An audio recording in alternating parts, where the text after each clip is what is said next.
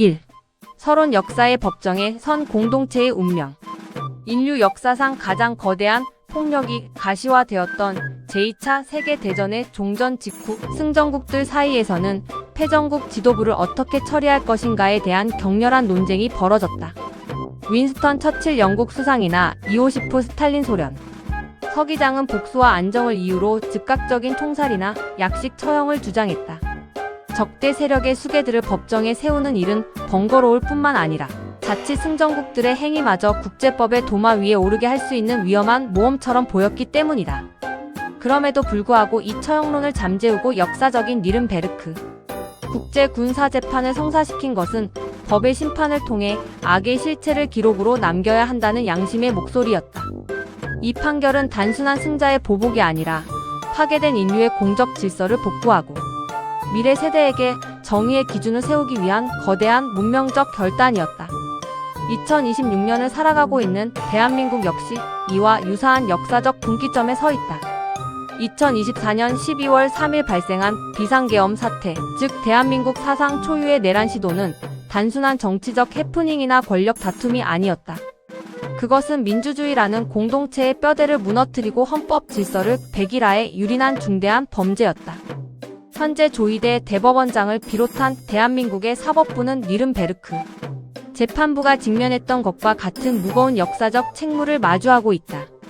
법의 허점을 파고드는 권력자들의 궤변과 시스템 뒤로 숨으려는 공범들의 알리바이를 깨부수고 역사적 정의에 입각하여 윤석열과 김건희를 비롯한 내란 세력에 단호한 단죄의 결단을 내려야 할 때다. 니른베르크와 예루살렘 법이 없다는 핑계와 생각하지 않음의 죄악. 2.1. 괴링의 궤변과 재판부의 위대한 명언. 니른베르크 법정에 선 히틀러의 2인자 헤르만 괴링은 시종일관 오만방자했다. 그는 승전국들이 자신을 처벌할 현행, 국제법이나 명문화된 조약이 존재하지 않는다는 점을 파고들며 죄형 법정주의를 내세웠다. 나를 처벌할 법이 없으므로 이 재판은 승자의 보복에 불과하다는 것이 그의 논리였다. 나아가 그는 자신은 국가의 최고 지도자인 히틀러의 명령을 절대적으로 따랐을 뿐인 거대한 국가 시스템의 부속품이자 무고한 집행자에 불과하다고 주장했다. 이에 대해 재판부는 인류 법사학에 영원히 남을 명언으로 응수했다. 법이 없다는 이유로 인류에 대한 범죄를 처벌하지 못한다면 그것이야말로 인류의 가장 큰 죄다.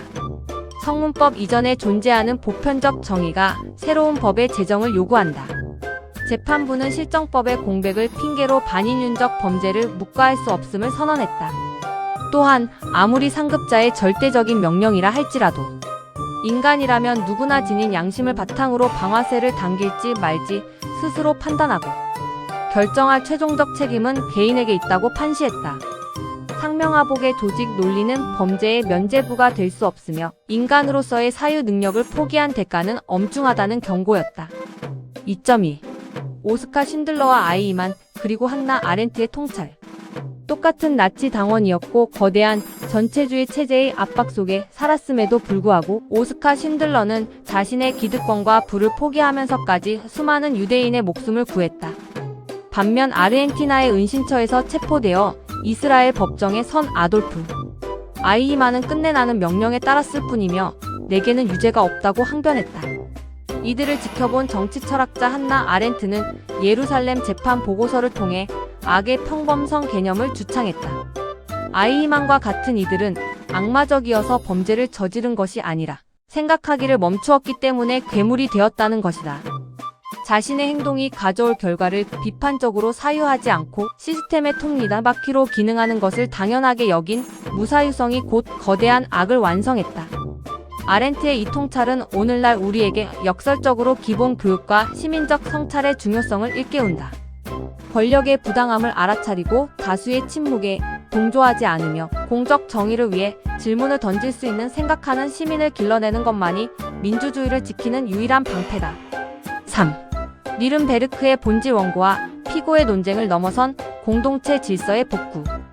우리가 역사 속의 재판들을 다시 소환하는 이유는 단순히 특정 개인을 단죄하는 통쾌함을 얻기 위해서가 아니다.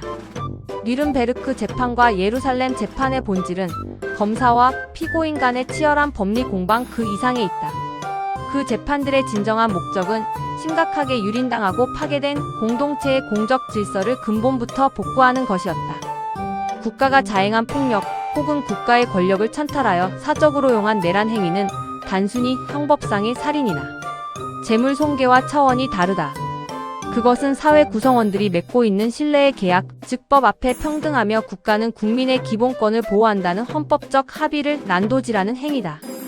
공동체의 근간이 무너졌을 때 사법부가 침묵하거나 미온적인 태도를 취한다면 그것은 불의에 동조하는 것과 다름없다. 법은 폭력과 야만이 난무할 때 사회를 지키는 최후의 보루여야 하며 공동체의 생존을 위협하는 거대한 악에 대해서는 추상 같은 엄벌을 내려 정의가 살아있다는 것을 증명해야만 한다. 법의 존재 이유는 기득권의 안위가 아니라 바로 이 공적 질서의 회복에 있다. 4. 대한민국 2024년 12월 3일 내란 사태와 사법부의 역사적 책무. 내란 사태 이후 이어진 수사와 재판 과정에서 윤석열과 김건희를 비롯한 핵심 세력은 끊임없이 법의 허점을 파고들거나 정치적 수사로 책임을 회피하려 하고 있다. 이들은 과거 괴링이나 아이히만이 그랬던 것처럼 자신들의 행위가 통치행위의 영역이었다거나 국가 안보를 위한 불가피한 조치였다는 식의 궤변을 늘어놓고 있다. 그러나 대한민국은 민주화의 피위에 세워진 나라이며 국민이 헌법을 지켜낸 역사를 가지고 있다. 이들의 행위는 헌법을 파괴하고 국가 공동체를 내전의 위기로 몰아넣은 내란 범죄다. 법을 사유화하고 권력을 남용하여 국가 시스템을 농락한 이들에 대해 처벌할 마땅한 조항이 없다거나 관행이었다는 식의 논리는 용납될 수 없다.